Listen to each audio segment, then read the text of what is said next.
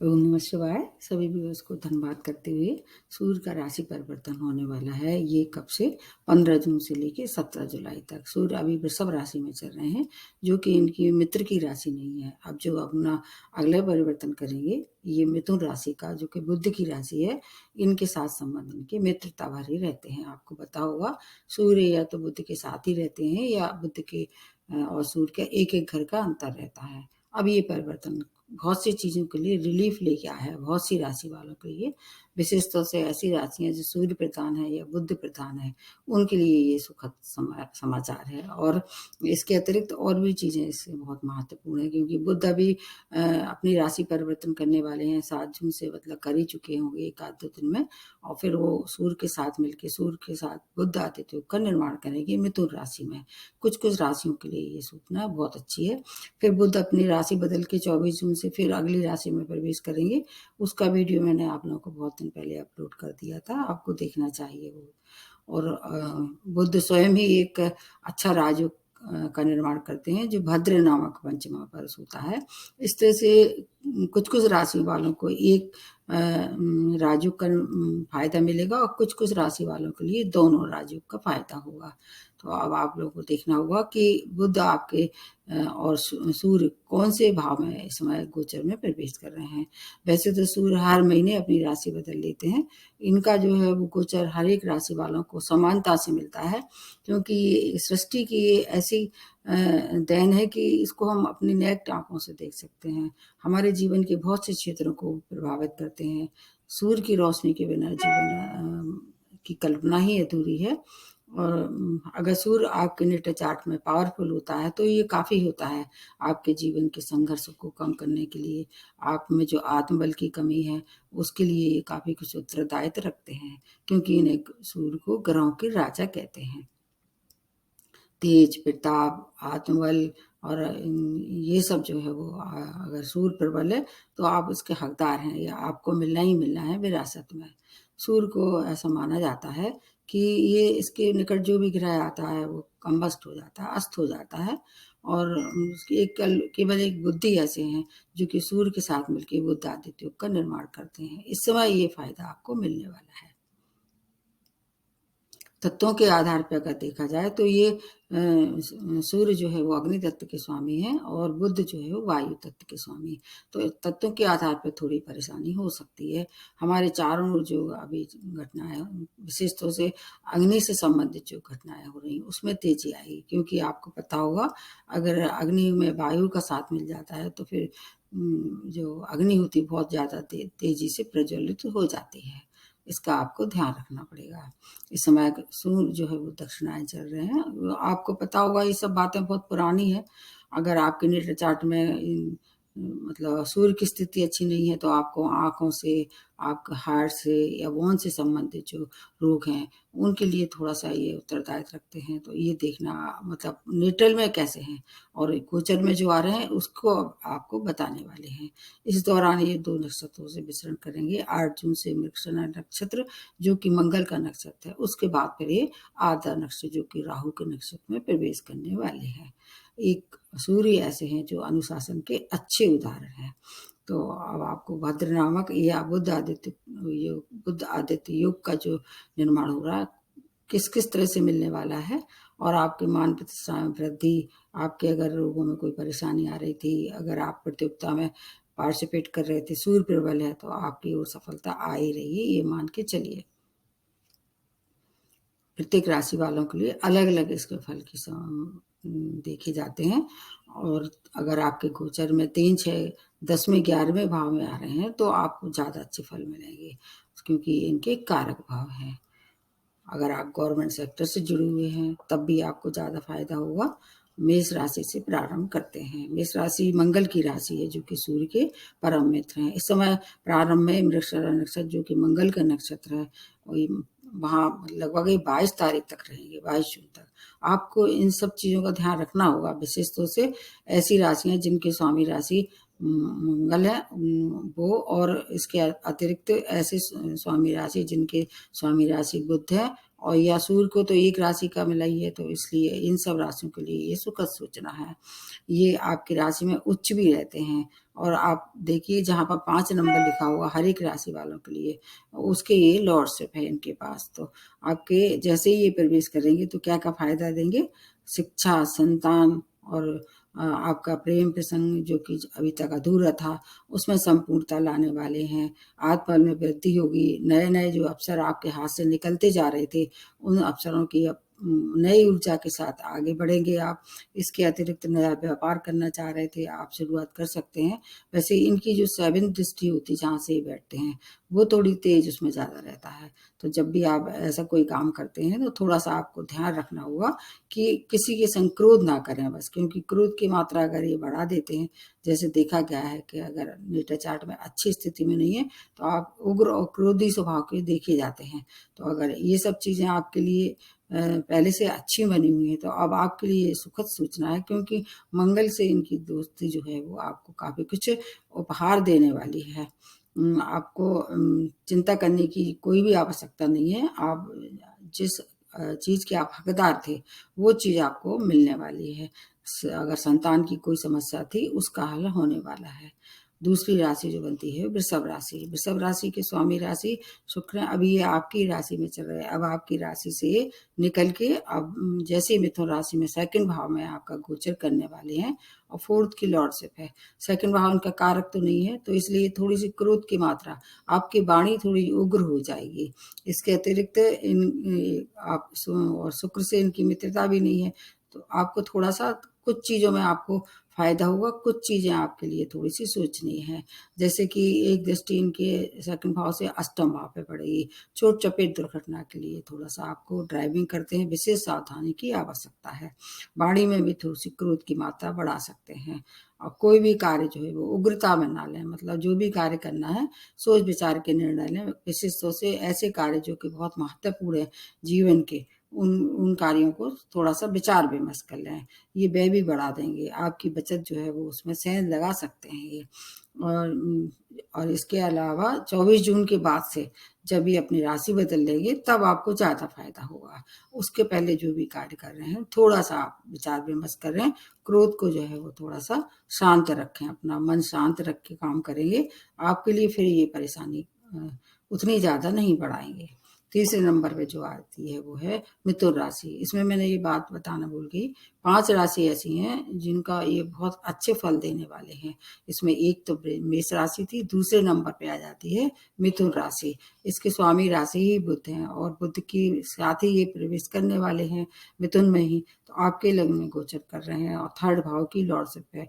दोनों ही भाव बहुत उत्तम है, श्रेष्ठ फल है। आपके आत्मबल में वृद्धि, कोई इंटरव्यू वगैरह अगर आप फेस कर रहे थे, तो आपकी तरफ निश्चित रूप से विजय आपकी तरफ आ रही है। और बुध से भी मित्रता है। श्रेष्ठतम जो अभी तक मेहनत का फल नहीं मिल रहा था, वो फल आपको मिलने वाला है। गोल्डन पीरियड जिसको कह सकते हैं, हर तरह से। इसके अलावा यात्राएँ करेंगे, उनसे आपको लाभ होगा। छोटे भाई-बहनों से अगर कोई परेशानी थी, उनसे मनमुटाव चल रहा था, वो दूर हो जाएगा, उनको भी आप लाभ पहुँचाने वाले हैं। 24 जून के बाद थोड़ा-सा आपको सचेत रहना पड़ेगा, क्योंकि बुध के लिए ऐसा कहा जाता है कि ये क्विक रिज़ल्ट देते हैं, और जब सूर्य का साथ मिल जाता है, तो और जल्दी रिज़ल्ट मिलने वाले हैं। तो आप जो भी कार्य करते हैं, थोड़ा विचार-विमर्श करेंगे, सफलता आपकी तरफ निश्चित रूप से आने वाली है। उसको आप उस अवसर को हाथ से ना जाने दें। भाई-बहनों से भी अच्छे संबंध होने वाले हैं, मतलब आपको, केवल आपको और कुछ राशियाँ और हैं, डबल राजयोग का फ़ायदा होगा। अब उसके बाद नेक्स्ट जो बनती है वो कर्क राशि। आपकी स्वामी राशि चंद्रमा है, ना तो उससे बुध से मित्रता है, सूर्य से फिर भी थोड़ी-सी मित्रता है। 12th भाव में ये गोचर कर रहे हैं, 2nd की लॉर्डशिप है, तो व्यय की अधिकता करने वाले हैं। और व्यय किस पे होगा? हो सकता है मेडिकल एक्सपेंस हो, क्योंकि इस 12th भाव से एक दृष्टि आपके 6th भाव पे चल रही है, तो इसलिए मेडिकल एक्सपेंस होने की संभावना है। खाने-पीने की चीज़ों का आपको ध्यान रखना पड़ेगा। 2nd भाव जब एक्टिवेट ज़्यादा हो जाता है, तो चटपटी चीज़ों का खाने का मन होता है। इनका थोड़ा-सा आपको ध्यान रखना पड़ेगा। ये गोचर आपके लिए सामान्य रूप से ज़्यादा शुभ फलदायक नहीं रहने वाला है। हेल्थ की केयर करना होगा। 24 जून के बाद आपको थोड़ा-सा राहत होने वाली है। किस तरह से?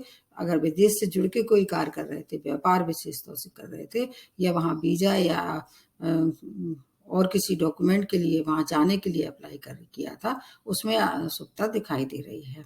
धन लाभ होगा आपके लिए। सेकंड भाव धन के लिए अच्छा है, लेकिन क्रोध की मात्रा आपकी भी बढ़ सकती है, और थोड़ा-सा आपको खाने-पीने चीज़ों का ध्यान रखें। ड्राइविंग करते समय थोड़ी-सी सावधानी रखें, क्योंकि अभी आप पे ढैया भी चल रहा है। उसके बाद नेक्स्ट जो बनती है वो है सिंह राशि। सिंह राशि, स्वामी राशि जो है वो आपके ही राशि सूर्य हैं, आपको पता ही होगा। आपके 11th भाव में ये गोचर कर रहे हैं, लग्न के मालिक हैं। आपके लिए बहुत अच्छा है। तीसरे नंबर पे आ जाती है सिंह राशि। सुफल चारों तरफ से आपको मनचाही मुराद जो आपकी पूरी होने वाली है। आर्थिक लाभ होगा, मनोकामना की पूर्ति के लिए आ रहे हैं। सभी तरह के रुके हुए कार्य पूर्ण होने वाले हैं। गवर्नमेंट सेक्टर से जुड़ के अगर आप काम कर रहे थे, चाहे आपका व्यापार हो, चाहे आप जॉब में हैं, उसमें तरक्की होने वाली है। व्यापार में विस्तार कर सकते हैं। और एक दृष्टि जो है 11th भाव से 5th भाव पे पड़ेगी, तो आपके लिए संतान, शिक्षा, आपके लिए बहुत ज़्यादा शुभ समाचारों की प्राप्ति लेके आ रहे हैं। भाई बंधियों से अगर कोई मनमुटाव था, वो दूर होने वाला है। आपको अगर कोई मित्रों का इंतजार था, तो हो सकता है इस समय कोई मित्र आके आपसे तो पुनः मिलन हो। उसके संतान की समस्याओं का हल होगा। व्यापार में विस्तार होने वाला है। बहुत सी मनोकामनाएं पूर्ण करने के साथ साथ आपकी हेल्थ भी अगर तो कहीं गड़बड़ हो रही थी, उसमें भी सुधार होने वाला है। तीसरे नंबर की जो आप मैंने बताया और सिंह राशि है। उसके बाद जो अगली जो भाग्यशाली राशि है वो है कन्या राशि। 10th भाव में गोचर कर रहे हैं। 10th भाव वैसे तो देखा जाए केंद्र भाव भी है, और बुध और सूर्य दोनों मित्र हैं, और यहाँ ये क्या हो जाते हैं, दिग्बली हो जाते हैं। इनको विशेष चीज बल मिलता है। 6 बल होते हैं, उसमें से ये दिग्बली जो है वहाँ कुछ हो जाते हैं। इसमें से ये सूर्य है। ये कैरियर का भाव है। यहाँ पर क्या है, बुध आदित्य योग का निर्माण करेंगे तो आपके लिए और भद्र नामक दोनों डबल राजयोग का फायदा होगा। कैरियर में मनचाही सफलता, कैरियर से एक मतलब जहाँ 10 नंबर लिखा होगा, एक दृष्टि इनके 4th भाव पे पड़ेगी, तो भूमि वाहन का सुख अगर आपको प्राप्त नहीं हो रहा था, या आपने योजना बनाई थी, प्लानिंग की थी, उस प्लानिंग को आप आगे नहीं बढ़ा पा रहे थे, तो वो अब प्लानिंग आपके लिए मतलब आगे बढ़ेगी। और व्यापार है, अगर व्यापारी है तो व्यापार में विस्तार कर सकते हैं। धर्म कर्म के साथ आप आगे बढ़ेंगे तो और ज़्यादा फायदा होगा। आपको मान सम्मान, पद प्रतिष्ठा, उच्च पद की प्राप्ति, और राजनीति में है तो उसमें आपकी तरफ अच्छी पकड़ होने वाली है। लोकप्रियता के साथ आपकी हो सकता है आपको अच्छी सीटें प्राप्त हो राजनीति में। 24 जून से लेके समय और ज़्यादा आपके लिए पावरफुल होने वाला है। तो आप जो है कन्या राशि वाले इस अवसर का लाभ उठाइए। और आपको केवल एक बात का ध्यान रखना है, क्योंकि दूसरा भाव जो है वो उससे आपको क्रोध नहीं करना है। सभी राशि वालों को यह ध्यान रखना है, क्योंकि सूर्य जो है वो क्रोध की मात्रा बढ़ा देते हैं। मेहनत का इस समय पूरा फल मिले, ये बहुत अच्छी सूचना है आपके लिए। उसके बाद आ जाते हैं तुला राशि। तुला राशि के 9th भाव में गोचर कर रहे हैं, जो कि इनका कारक भाव नहीं है, तो आपके लिए सामान्य फल मिलने वाले हैं। पिता की ओर से कुछ हो सकता है कुछ चिंता की सूचना आए, और अगर व्यापारी हैं तो आपको व्यापार में थोड़ी सी हानि की संभावना दिखाई दे रही है। आपको लंबी दूरियों की यात्रा करनी पड़ेगी, लेकिन वो यात्राएं आपको परेशानी भरी हो सकती हैं। आपको धर्म कर्म से जुड़ के चले, क्योंकि 9th भाव धर्म कर्म का है। अगर आप धर्म कर्म से जुड़ के चलें, पिता का सम्मान करें। जीते जागते सूर्य हैं पिता। अगर आप पिता का सम्मान करते, उनको मतलब सुख दुख में शामिल होते हैं, उनकी केयर करते हैं, तो ये प्रभाव जो है आपको दुष्प्रभाव से सुप्रभाव में बदल सकता है। इसके अलावा 24 जून के बाद का समय आपके लिए ज़्यादा अच्छा है। उस समय के पहले तक आप व्यापार में भी विस्तार ना करें। यात्राएं हो सके स्थगित कर दें कुछ समय के लिए। अगर आप ये सब कामों का अगर मतलब करना ही चाहते हैं, तो थोड़ा सा मतलब सावधानी से करें, तो आपके लिए फिर उतना खराब समय नहीं रहेगा। उसके बाद नेक्स्ट जो बनती है वो है वृश्चिक राशि। वृश्चिक राशि के स्वामी राशि मंगल है, इसलिए इसका फायदा आपको मिलेगा, लेकिन गोचर में अष्टम भाव में ये प्रवेश कर रहे हैं। आपके लिए ये समय थोड़ा सा चिंताजनक हो सकता है। 15 से 20-24 जून तक का समय आपको चोट चपेट दुर्घटना के लिए ड्राइविंग करते हैं विशेष सावधानी रखें। आपको राजदंड भी मिल सकता है, अचानक धन की हानि हो सकती है, यात्राएं करेंगे वो भी विफल होने वाली हैं। उसके बाद का जो है समय आपके लिए काफ़ी अच्छा है। मतलब काफ़ी अच्छा का मतलब रिलीफ होगा, ऐसा तो नहीं कह सकते समय चेंज हो जाएगा। कुछ युति मिलेगी, कुछ आपको साधन मिलेंगे, उससे आप बाहर निकलेंगे। जो परेशानियाँ आपके अंदर चली आ रही थी, बेचैनी चली आ रही थी, वो बेचैनी 24 जून के बाद दूर होगी। आपके लिए समय इसलिए भी थोड़ा-सा परेशानी भरा हो सकता है क्योंकि अभी आप ढैया के प्रभाव में भी चल रहे हैं। कुल मिला के है कि आपको रेमेडी बहुत ज़्यादा आवश्यकता है, आपको करना चाहिए और रेमेडी मैं सबसे बाद में बताऊँगी। उसके बाद आ जाते हैं धनु राशि। स्वामी राशि जो बृहस्पति है सप्तम भाव में ये गोचर होगा और ये जीवन साथी का व्यापार का है, लंबी दूरी की यात्राओं का है। यात्राओं से थोड़ी-सी परेशानी हो सकती है। शेष जो है इनका कारक भाव ना होने के बाद भी आपको कुछ चीज़ों का फ़ायदा हो सकता है। जैसे कि 24 जून के बाद अगर आप बुध का साथ जैसे ही मिल जाएगा, तो आपको व्यापार में विस्तार कर सकते हैं। जीवन साथी की अगर उन्नति रुकी हुई थी या उनकी हेल्थ में कुछ परेशानी आ रही थी, वो सुधार होने वाली है। घर में कोई मांगलिक कार्य भी कर सकते हैं। इसकी वजह से आपको घर का वातावरण सुखद रहने वाला है। अगर आप वैवाहिक योग थे और विवाह के इच्छुक थे, तो विवाह की बातें आगे बढ़ सकती हैं क्योंकि क्यों अभी जो धनु राशि साढ़े साथी से मुक्त हो गई है तो और लेकिन जो स्वामी राशि आपके गुरु हैं, वो गुरु और राहु मिलके गुरु चांडाल योग का निर्माण कर रहे हैं। तो इसलिए उसका थोड़ा-सा ध्यान रखना पड़ेगा। परिवार में खुशियाँ मिलेंगी चारों तरफ से। आपकी एक दृष्टि आपके कहाँ पड़ेगी? लग्न पे पड़ेगी। तो क्रोध की मात्रा आपके भी जीवन के लिए घातक हो सकती है। आपके लिए भी समय मिला-जुला है। उसके बाद जो अगली जो भाग्यशाली राशि वो है मकर राशि।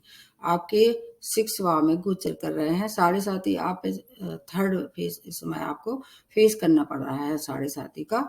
ये जो है वो 6 भाव इनका पूर्णतः कारक भाव है।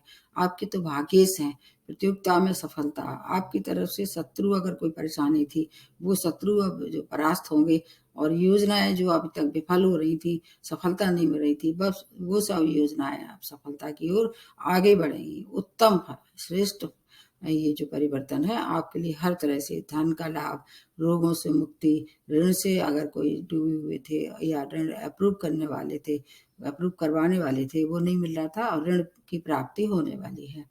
विदेशों से जुड़ के कोई कार्य कर रहे थे, चाहे व्यापार हो, चाहे आपका वीज़ा वगैरह हो, अप्लाई किया था उसमें कुछ मतलब प्रगति नहीं हो रही थी, वो प्रगति होने वाली है। व्यापार में विस्तार के साथ धन लाभ भी होने वाला है। चारों तरफ से शुभ समाचार प्राप्त होने वाले हैं। अब इसमें क्या है कि अगर आपके नेटल चार्ट में भी बुध की पोज़ीशन अच्छी है, तब ये फ़ायदा होगा। अगर बुध पहले से ही किसी भी तरह से दूषित है, तो उसमें कम होगा फ़ायदा, होगा तो निश्चित रूप से। उसके बाद जो लास्ट में जो एक और राशि बनती है, वो है कुंभ राशि। कुंभ राशि मतलब ये जो है 5वें नंबर की भाग्यशाली राशि। इसमें 5th भाव में ये गोचर कर रहा है, जो कि इनका अपना कालपुरुष की कुंडली से इनका ही भाव है ये। तो इसलिए इसकी वजह से आपको फ़ायदा होने वाला है। ये भाव किसका है? संतान का है, शिक्षा का है, शेयर मार्केट का है और आपके पूर्व जन्मों का है, प्रेम प्रसंग का है। इन सब चीज़ों से आपको शेयर मार्केट से हानि हो सकती है। बाकी चीज़ों के लिए ये समय अच्छा है क्योंकि अभी साढ़े साथी का आपके ऊपर सेकंड फेज़ है, तो शेयर मार्केट से आप या लॉटरी सट्टा से दूर रहें, नहीं तो धनहानि हो सकती है। प्रेम में क्रोध ना करें क्योंकि जैसे मैंने बताया ये सूर्य जो क्रोधी बना देते हैं, तो इसलिए प्रेम में क्रोध ना करें तो आपके लिए फिर अच्छी सूचनाएँ हैं हर तरह से। 24 जून के बाद हर चीज़ में और ज़्यादा फ़ायदा होने वाला है। विदेश से जुड़ के कोई कार्य कर रहे थे या विदेशी यात्राएँ कर रहे थे, वो सुखद रहने वाली हैं और आपके लिए और चीज़ों की बहुत सी चीज़ों का जो सौगात है, जैसे कि 11th भाव पे इनकी दृष्टि पड़ रही है, रोगों से अगर कोई परेशानी थी, उसका उपचार मिलेगा। बहुत सी मनोकामनाएँ ये पूर्ण करेंगे। अब जो लास्ट में जो बनती है मीन राशि से आपके मीन राशि के चौथे भाव में गोचर कर रहे हैं। आपके लिए ये डबल राजयोग बनेगा, केंद्र भाव है। वैसे तो स्वामी राशि अभी बहुत ज़्यादा वीक अवस्था में है, लेकिन फिर भी चौथा भाव इनका कारक ना होने के बाद भी केंद्र भाव का फ़ायदा मिलेगा। उससे क्या होगा भूमि वाहन के अगर कोई सौदा अगर कर रहे थे अब तक या प्रॉपर्टी जुड़ के कोई व्यापार कर रहे थे, उसमें प्रगति दिखाई देगी। बुद्धि के कारण आपके हर तरह के सुखों में की प्राप्ति होगी। स्टूडेंट हैं मनचाही जगह एडमिशन मिल सकता है। आपकी लोकप्रियता जो है वो चारों तरफ ख्याति फैलने वाली है। आपके बहुत से बिगड़े हुए काम जो है उस समय बनने वाले हैं। करियर में ऊंचाइयों से आपकी धन की प्राप्ति भी होगी। मानसिक क्लेश थोड़ा सा कम होगा, जो कि आप पे भी 7.5 ही चल रही है, तो शनि बीच बीच में प्रताड़ित करते रहेंगे। कर्मों का लेखा जोखा, तो कर्म अच्छे रखेंगे, माता की और पिता की सेवा करेंगे, तो ये सब जो आपको परेशानी है वो अपने आप ही उनकी समस्या का हल होगा।